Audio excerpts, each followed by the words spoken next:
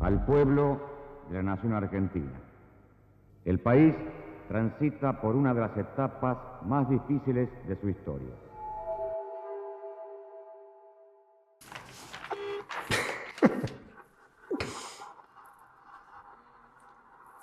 ¿Ya sabes a quién vas a votar? No. Bueno, pero vas a ir a votar, ¿no? Ay, mira, no sé. O sea, no quiero pagar la multa. Voy a tener que ir. Bueno, dale, ponete las pilas, que es un montón lo que tenemos que hacer. Ay, amiga, tranqui. Si es un trabajo re fácil, lo hacemos en 2 patadas, ya vas a ver. Son 40 años. Mira, es un tema re viejo este que además a nadie le importa.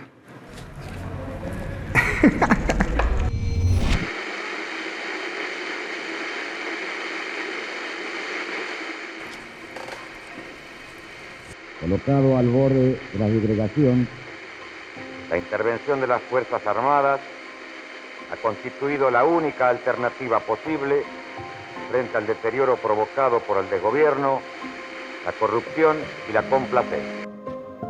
Y es justamente para asegurar la debida protección de los derechos naturales del hombre que asumimos el ejercicio pleno de la autoridad, no para conculcar la libertad, sino para afirmarla, no para torcer la justicia, sino para imponer.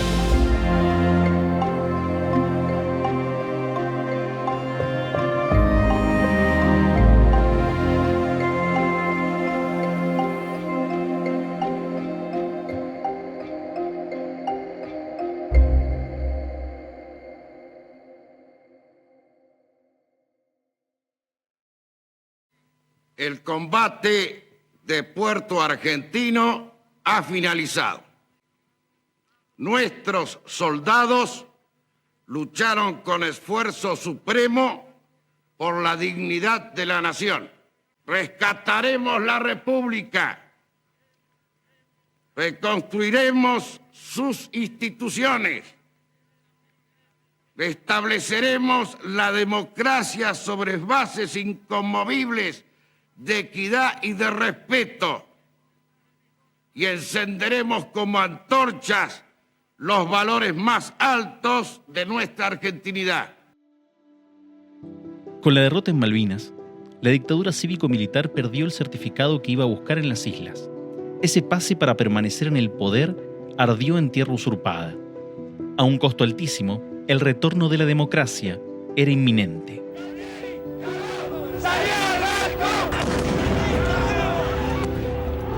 Sin margen para continuar en el poder, los militares empezaron a mover la maquinaria gubernamental para convocar a elecciones. San Juan era un caso particular en el escenario nacional, porque desde 1981 estaba gobernada por dirigentes del partido bloquista, tras llegar a un acuerdo con la Junta Militar. Los anuncios para San Juan llegaron a principios de 1983, cuando los militares convocaron al ministro de Gobierno, Ramón Avellaneda, y al subsecretario de Gobierno y Municipalidades, Pedro Rizzo, a una reunión en Tucumán, a la que estaban invitados los representantes de todas las provincias del norte y del oeste del país. El encuentro fue encabezado por el general Cerdá, abogado designado por la Junta Militar para la coordinación electoral en las provincias. La directiva general era que querían ellos respetar en forma estricta lo que la constitución de cada provincia decía en cuanto a la convocatoria. Cuando llegan a la parte de San Juan, dice, bueno, San Juan lo vamos a pasar para la tarde porque tienen un problema particular. En ese encuentro, los militares les informaron a los sanjuaninos que la Constitución de 1927 era la vigente y que establecía un sistema uninominal que dividía a la provincia en 30 sectores geográficos. Cada uno de esos sectores elegía diputados y aunque se ganara por un voto, el ganador se quedaba con toda la representación sin considerar porcentajes. El inconveniente detectado es que la ley que establecía los límites departamentales era muy antigua, de 1962, y se habían producido transformaciones geográficas y poblacionales. Cuando llegamos a San Juan, el ministro de Gobierno, con el gobernador en ese momento, que era el gobernador de facto, designado por el proceso, el doctor Postleman, me encargan en el ministerio que me abocara a estudiar. Primero tomé el censo del año 1980 En base a esto, tomé el decreto del año 1954 que divide la provincia en circuitos electorales. Son 143 circuitos electorales. Había que llenar con gente cada uno de esos circuitos para saber cuánto tenía, para después agruparlo por la población y dividirlo en 30 y establecer los diputados.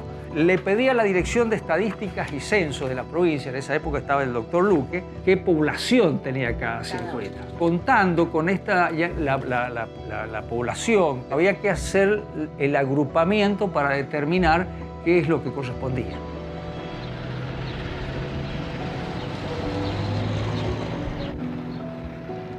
Cada 20.000 habitantes era una circunscripción con representación propia. Con apenas 32 años, Rizzo rearmó el sistema electoral de la provincia. Ahora solo faltaba la aprobación final.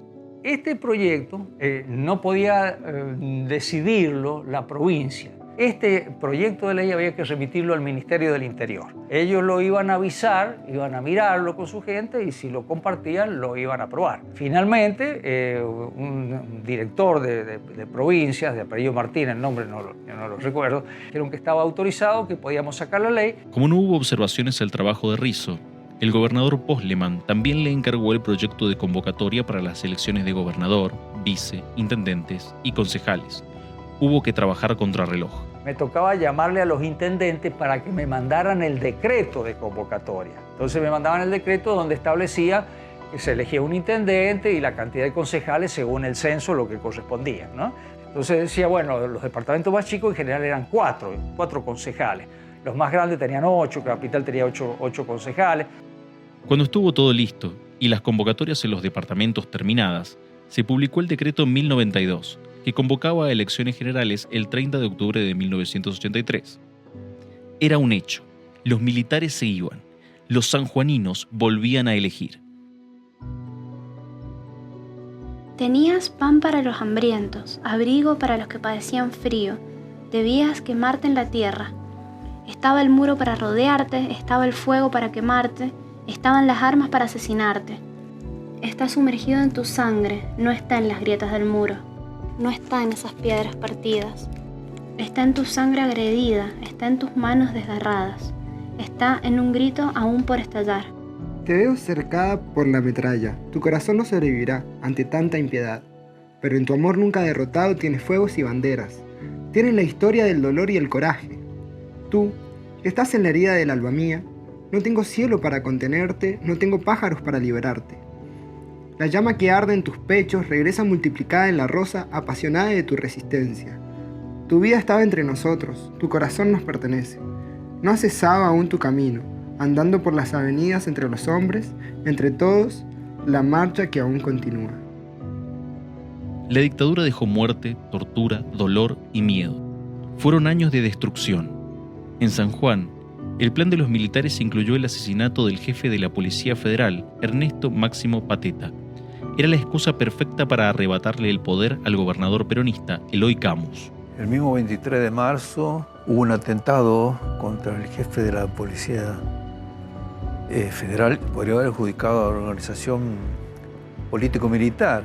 Ya más tarde empezamos a escuchar noticias a nivel nacional de movilizaciones de tropas. Era un golpe cantado, era un golpe que se esperaba hacía tiempo. Comunica a la población que a partir de la fecha el país se encuentra bajo el control operacional de la Junta Militar. La Argentina había vivido un proceso de deterioro muy complejo, de acción de grupos armados parapoliciales como las 3A, de las Fuerzas Armadas actuando con decretos nacionales, pero reprimiendo ya ilegalmente, como lo hicieron después a partir del golpe, con un gobierno que estaba muy desprestigiado, que había tenido luchas internas y externas muy fuertes y que quedaba aislado. Y el 24 en la mañana ya empezamos a transitar una ciudad distinta, una ciudad donde se veían militares custodiando todos los lugares principales. La ciudad estaba tomada. Frente al desaparecido, en tanto esté como tal, Es una incógnita el desaparecido.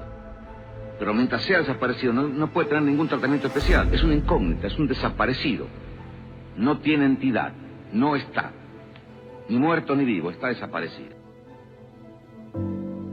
A las 6 de la mañana del 24 me llama Graci Susini por teléfono y me dice, mira, han llegado tropas en avión al aeropuerto.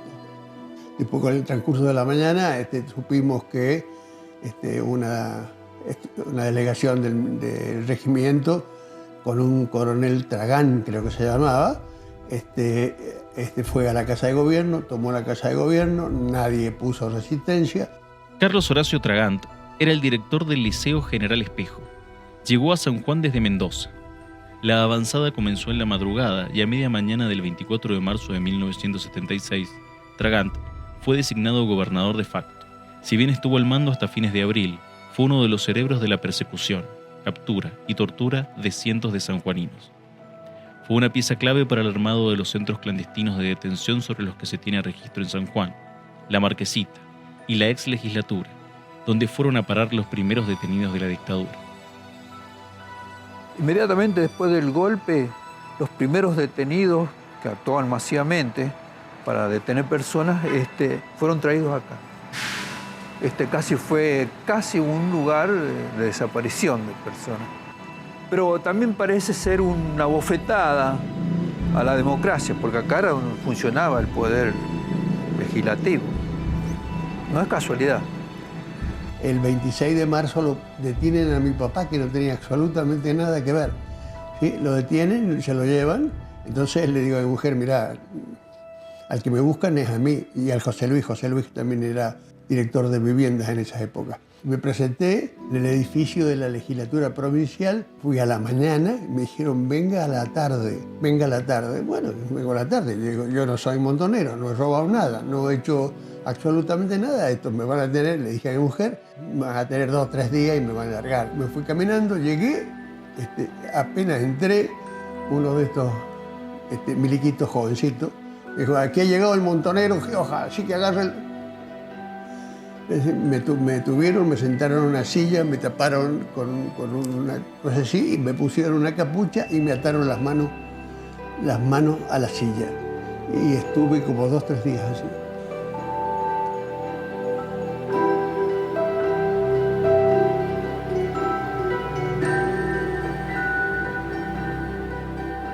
Y después nos llevaron al penal de Chimba. Fue la primera vez que lloré en serio. Nos trajeron de comer un caldo en un plato de aluminio, sin cuchara. Y el plato estaba recaliente y el caldo estaba mucho más caliente todavía. Y no lo podía, tenía un hambre espantoso. Y quería comer y me quemaba. Y me dio una sensación de impotencia. Yo estuve un año. Un año. 3 meses y 6 días detenido sin causa. Tenías que aguantar y decir, no voy a morir, no me va a pasar nada, no me va a pasar nada, no me va a pasar nada, no me va a pasar nada. Una situación que me tocó vivir, que no creo que no la he contado nunca, me desatan las manos y me sacan la venda. Había como 3 o 4. Me dicen, no mirá para adelante, me decían, no, que para no mirarlos a ellos. Entonces me pasan un revólver, una pistola, y me la ponen en la mano y me dicen, pegate un tiro. Entonces yo agarro la pistola y la tiro a la mierda. Digo, no, ni en pedo. La vida me la ha dado Dios, Él me la quita, ni en pedo. Después de esa sesión estaba tirado, agotado. La picana, la electricidad te cega.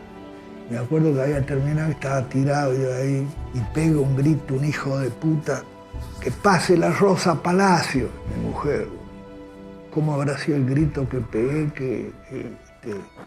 Porque yo me acordaba de mi hijo, me acordaba de cómo habrá sido el grito que pegué, que me dejaron. A esto les gustaba que vos sufrieras, ¿viste? Entonces las primeras veces de pelotudo yo me aguantaba y no gritaba. Las segundas veces me tocaban y pegaban unos gritos, ¿sabes qué? Cuando entrábamos al penal, Nos llevaban primero a un sector a oscuras que estaba en el pabellón 5. Traían por el pabellón caminando, con las manos atadas, amordazados, encapuchados, a el grupo de inteligencia del ejército, el grupo de tarea del ejército, que empezaba sus sesiones de tortura e interrogatorio. Cuando me detienen a mí fue muy duro, porque me detuvieron en la casa materna donde yo había regresado de luna de miel con mi primera esposa. Nos detuvieron a los dos. Nos tuvieron una noche sentados en una silla en la central de policía. Al otro día nos trasladaron acá. Nos tuvieron a los dos una semana en unas celdas oscuras, que eran amansaderas, tirados en el piso. Te daban algo de comida y agua como para que no te murieras. Después me llamaron a declarar y me trasladaron a los pabellones, siempre aislados, donde estaban los demás presos. Era muy duro y yo he visto compañeros muy quebrados. Es una situación y no sé que sean cobardes, nada. Hay que estar. Y todavía que te saquen, amordazado, encapuchado, atado con las manos atrás. Te llevan a un lugar que vos no sabes dónde te llevan. Te hagan subir una escalera que no sabes qué es lo que es. Te dicen que te van a tirar por la escalera que te despide de tu familia. Después te llevan adentro. Te empiezan a pegar. Vos estás parado y no sabes por dónde viene el golpe. Después te tiran al piso y te agarran a patadas. Después te desnudan y te ponen en un catre, te echan agua y te ponen la picana. El Gorrión estuvo detenido en el penal 2 veces. La primera vez por su militancia. La segunda cuando fue a buscar a su hermano Alberto, que cayó detenido junto a su esposa Zulma Carmona. El drama de mi hermano es que descubren su responsabilidad en el partido.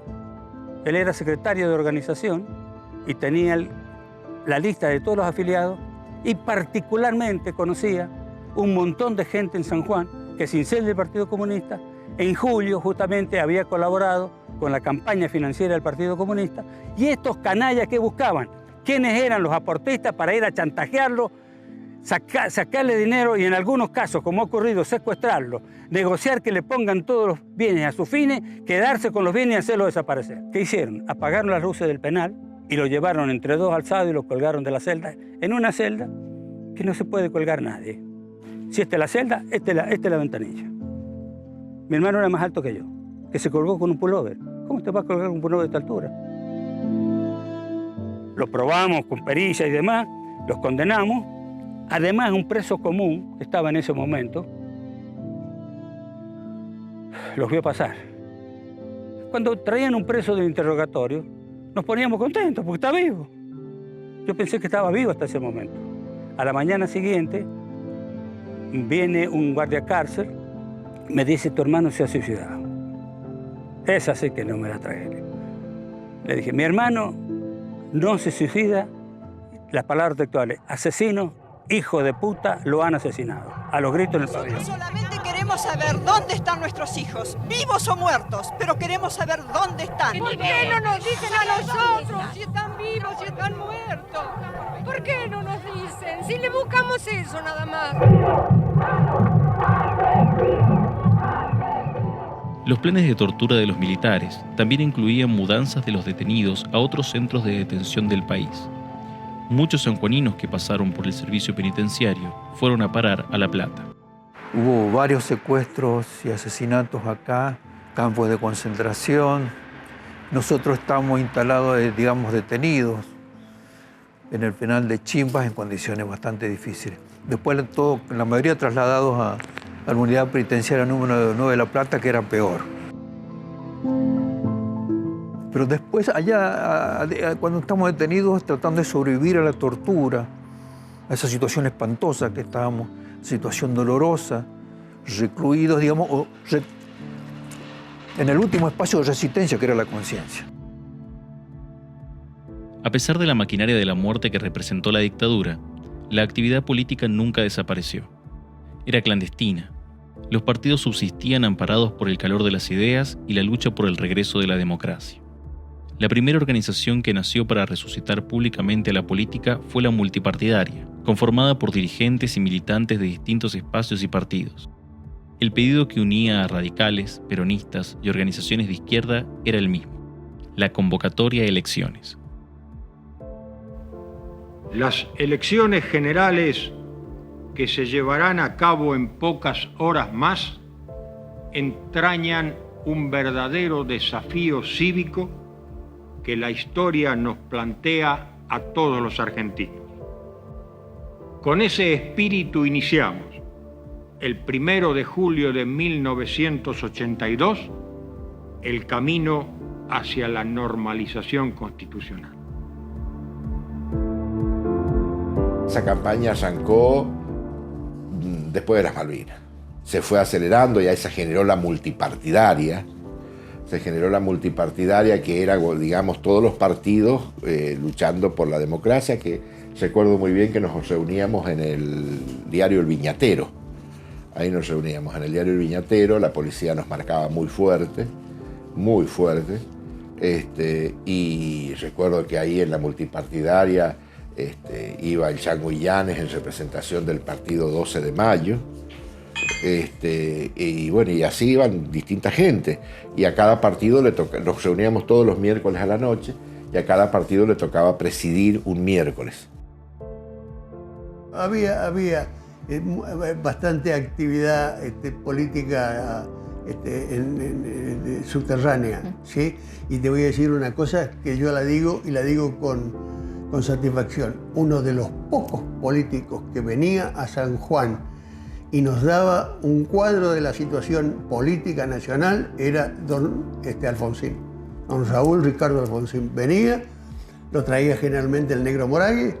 Don Alfonsín nos decía, está pasando esto, Milico se pelea con esto, la situación internacional es así. Y nosotros teníamos algún tipo de actividad, pintábamos carteles y hacíamos varias cosas que tenían que ver con un proselitismo que fue creciente. Ítalo-argentino Luder.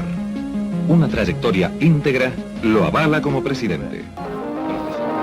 Ahora Alfonsín. Esta es nuestra gente. En aquel momento todo era radical o peronista. No había más discurso que radical o peronista en aquella época, ¿cierto? A nivel nacional me refiero, obvio.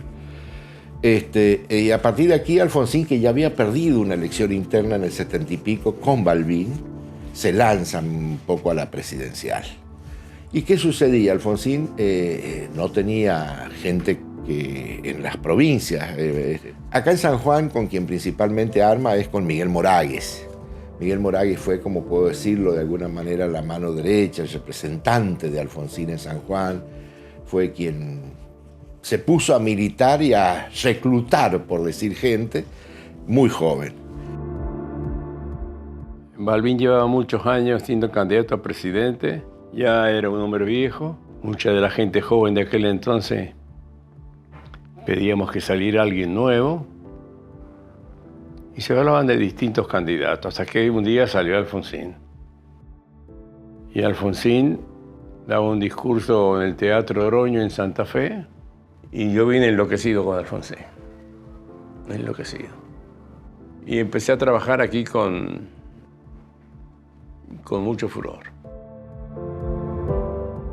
Eso fue, ya te diría, el año 82. Inmediatamente Alfonsín era un hombre muy activo y se movía en todas las provincias y que venía bastante seguido a San Juan, se reunía en pequeños grupos, se reunía con 10, con 5, con 20, con 30 y un poco era esto, vamos a ganar, le metamos pata y bueno, ya empieza ahí el Alfonsín que todos conocemos, pero en aquel momento era el famoso cántico de barricada, se va a acabar la dictadura militar.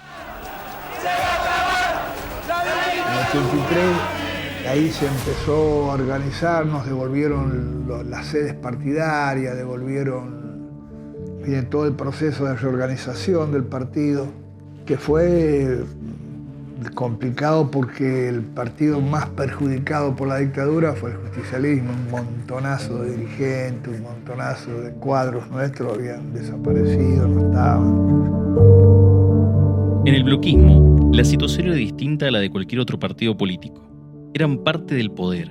Cuando el proceso de democratización fue irreversible, los militares publicaron una norma de prescindibilidad que impedía a todas las autoridades en ejercicio al 1 de enero de 1983 postularse en las elecciones. Fue esta la razón que impulsó a Leopoldo Bravo a dejar su lugar como gobernador y nombrar a Eduardo Posleman en el cargo, con el visto bueno de la Junta Militar. Bravo era un hombre muy pragmático. Tenía una inquina con Luder, porque él decía que en el año 76 los militares y los civiles no estaban a la altura. Y dice don Leopoldo, decía que él lo increpó a Luder y le dijo, mire, hágase cargo de la presidencia porque si no van a venir los militares. Y que Luder dijo, no, nosotros tenemos una presidenta que es María Estela Martínez de Perón y nosotros no vamos a romper esa situación. Bueno, de ahí vino luego el proceso militar. Y bueno, don Leopoldo, como siempre, corajudo, cuando vino aquí a San Juan, Alfonsín fue al Hotel Nogaró en aquel momento, entró ante la sorpresa de los radicales, pidió hablar con Alfonsín, Alfonsín lo recibió y bueno, le dio el apoyo en aquel momento y Alfonsín lo aceptó. Don Leopoldo era un tipo vivo y viejo en política. No solamente fue él, sino que armó todo y llevó al periodista de Diario Cuyo que sacó esa foto.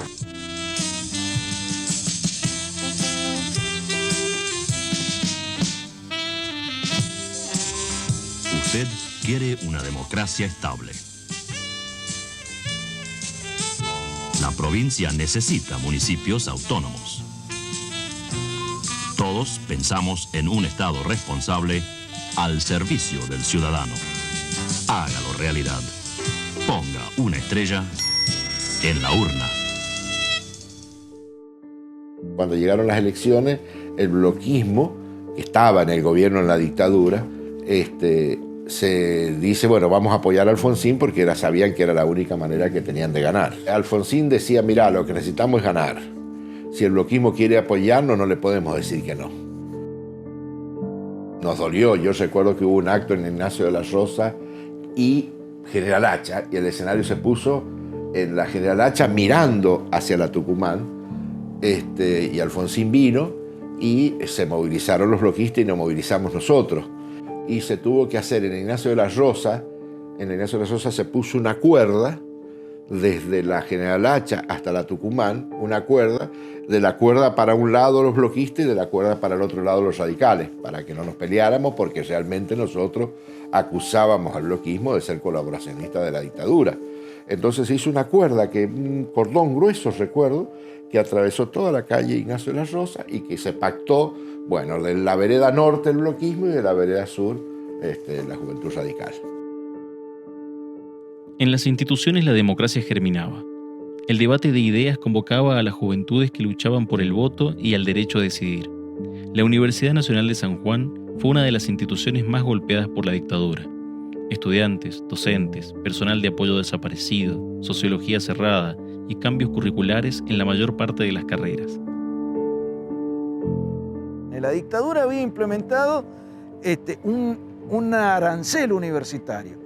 Un arancel universitario que era relativamente bajo, que se introdujo diciendo que eso tenía un criterio solidario, pero que evidentemente eran establecer los primeros pasos para ir arancelando las universidades y para que deje de ser la universidad gratuita que tenemos en este país desde el peronismo, ¿no? Habían unas chequeras con las que había que pagar y había que estar al día para poder ir a rendir y todo ese tipo de cosas. Organizamos una quema de chequeras, quemamos la chequera para que quede claro que no íbamos a pagarlo. La verdad que no fue esa muy masiva, pero fue significativa, fue simbólica y tuvieron que aceptar ese tipo de cuestiones. Las asambleas pro centro de estudiantes, la gente no cabía en el aula magna de ingeniería y eran estudiantes que íbamos autoconvocados a discutir cómo íbamos a hacer para organizar los centros para elegir democráticamente a los representantes estudiantiles. Era la salida de la democracia y la expresión de estudiantes que querían buscar una orientación de participación. Mientras continuaban organizándose los partidos políticos, con afiliaciones masivas, en el Ejecutivo trabajaban en conjunto con la Secretaría Electoral en el operativo Elecciones, fijadas para el 30 de octubre de 1983. Y designado por el Ejecutivo para coordinar las tareas electorales. Una vez que tuve los decretos de convocatoria, se convocaba para gobernador, vice, diputado, los 30 diputados conforme al sistema electoral y los concejales e intendentes de los departamentos. Todo esto se realizaba con la Secretaría Electoral del Juzgado Federal, porque teníamos que coordinar por parte del Ejecutivo, poner a disposición de todas las autoridades electorales el aparato del Estado provincial, la red de comunicaciones, de telecomunicaciones de la provincia. En ese momento era muy importante la red provincial de telecomunicaciones, que a su vez estaba enlazada con la red presidencial para ciertas emergencias. Hay que coordinar con arquitectura la disponibilidad de los camiones para el despliegue de las urnas, con la policía de la provincia hacer toda la coordinación, y bueno, y el ejército que hacía también la tarea, monitoreaba todo esto. Fui designado conjuntamente con otra persona de la Secretaría General de la Gobernación, pero el peso caía mayormente sobre el Ministerio de Gobierno. Hubo internas en el peronismo para definir la fórmula del gobernador y vice. Eran los congresales a través de una elección indirecta los que elegían a sus representantes para el 30 de octubre. Se presentaron 4 listas y fue el dirigente César Gioja el que terminó imponiéndose, acompañado por Pablo Ramela. La inmadurez mía y de muchos compañeros nuestros hicieron que yo fuese el candidato. Me parece que fue un error. La política es un arte que se consolida con su realización.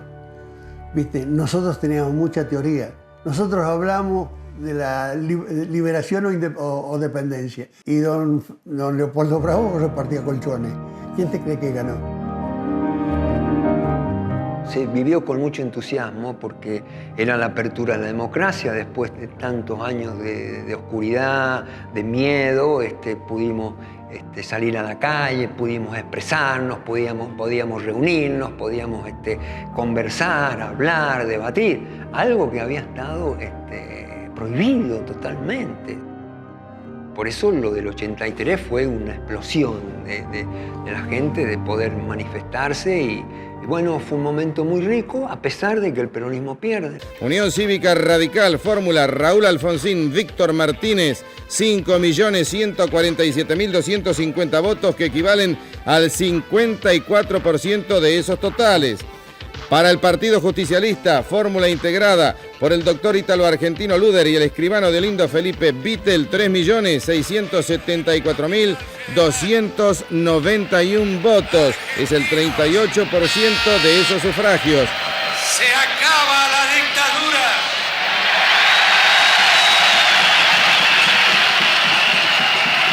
Se acaba la corrupción. Se acaba la Argentina del desamparo y llega la Argentina honesta que quiere a su gente.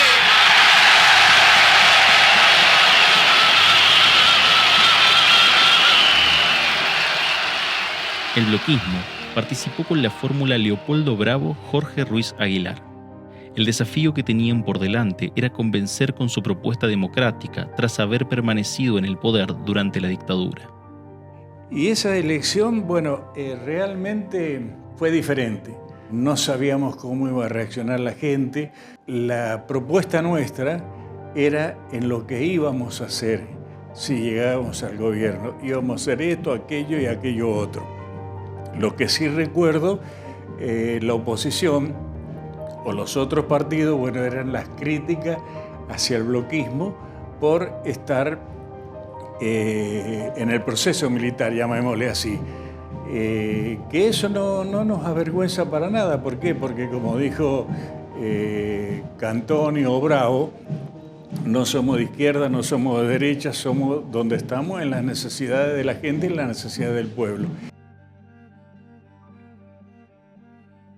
La fórmula de gobernador y vice del radicalismo la encabezó Carlos Teófilo Alonso y lo acompañó Antonio de la Torre.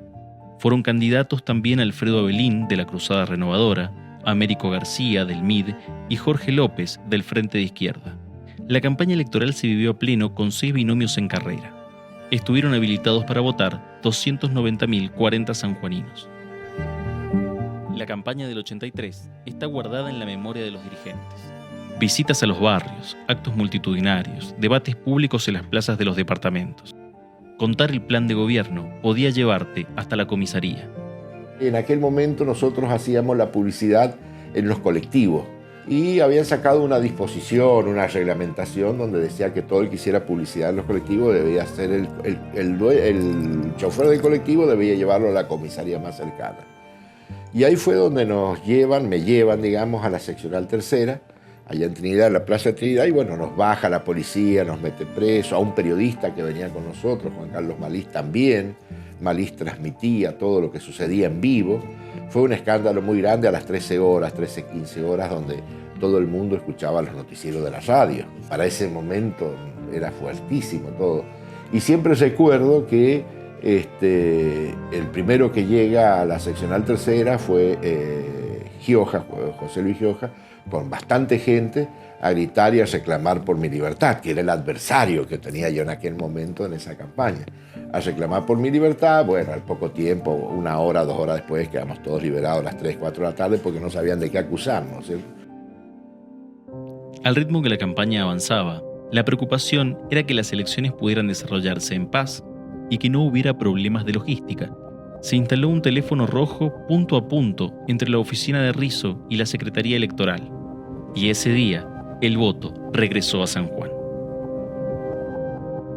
¿Estaban preocupados quizás por algún sabotaje? No, para nada. No, eso no se nos pasó por la cabeza en ningún momento, sino la parte operativa, que no fracasara, la distribución de urnas, que no llegara, que hubieran problemas, que hubieran fallado en el diseño administrativo de cómo iba a ser, a qué hora, cómo llevaban, qué camiones, la coordinación con el ejército.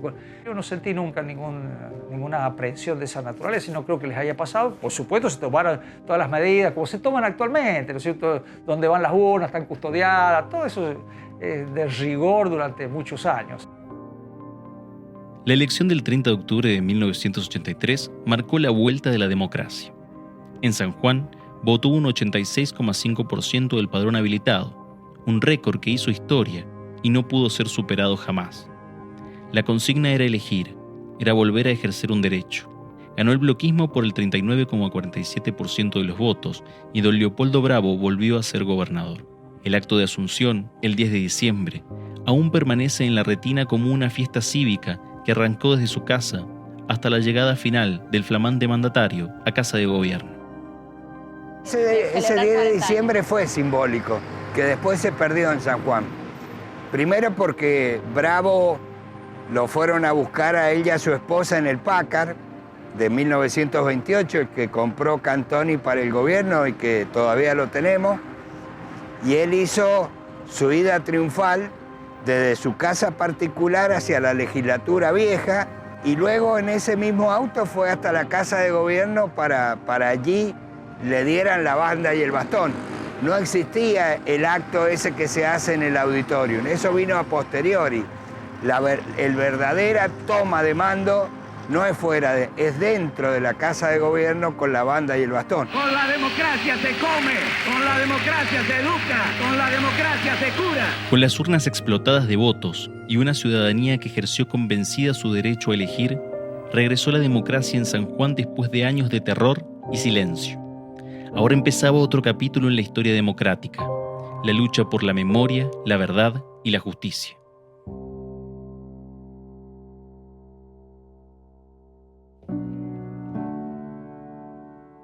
Yo creo que aprendimos que la dictadura significa muerte. La democracia permite enmendarse, las tiranías de ninguna manera. Y la democracia te da la posibilidad de hablar, la posibilidad de vivir tranquilo. Por eso hay que combatir las desigualdades, ¿viste? Hay que ser más solidario. A los jóvenes les tengo que decir lo siguiente. Tienen la obligación ética y moral exigir los mejores dirigentes y exigir que se cumpla lo que prometen. Para eso es la democracia. Si no, no funciona. conozcan la historia y empiecen a actuar. No hay otro sistema mejor que haya descubierto la humanidad que el sistema democrático.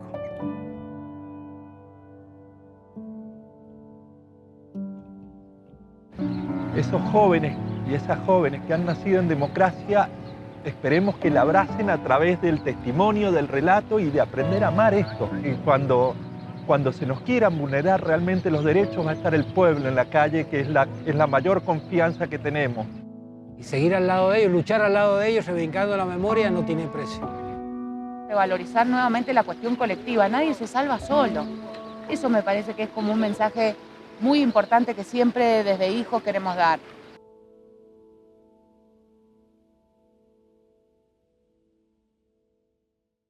Te pido un favor. Sí. El teléfono, ahí tiene un cablecito, desenchufalo, agárralo, ahí arriba, con cuidado. No, levanta el aparato, ahí está. ¿Este? Ese o el otro, no sé cuál de los dos. ¿Está? Sí. Listo. Con respecto a los 40 años, que estamos viviendo, esta democracia que costó sangre, otra vez, tenerla, digamos, recuperarla, hay que cuidarla, hay que apuntalarla, pero también exigir. Y justamente esta entrevista, que les agradezco tanto, porque ustedes son los jóvenes, son el recambio, son los encargados justamente de seguir contando lo que pasó en este país, ¿no? Pero vos sabés, cuando yo digo, y que ya se sabe que es natural, que quedamos tan poquitas madres, 2 o 3, lo mismo abuelas, 2, 3, mucho, pero estamos tranquilas porque tenemos una juventud militante estupenda, esa militancia a la que les estamos pasando la posta hace rato, y cómo la reciben, y cómo la ponen en práctica. Pero de a poquito le pasamos la posta, Porque a pesar de los bastones y las sillas de ruedas, las locas, seguimos de pie, querida. Nosotras no sembramos odio, sembramos amor. Pero el amor no es debilidad. Nosotros nuestra exigencia, y lo sigue siendo, es memoria, verdad, justicia, siempre legal. Jamás justicia por mano propia. ¿Por qué memoria? Porque un pueblo que olvida corre peligro que eso vuelva a ocurrir.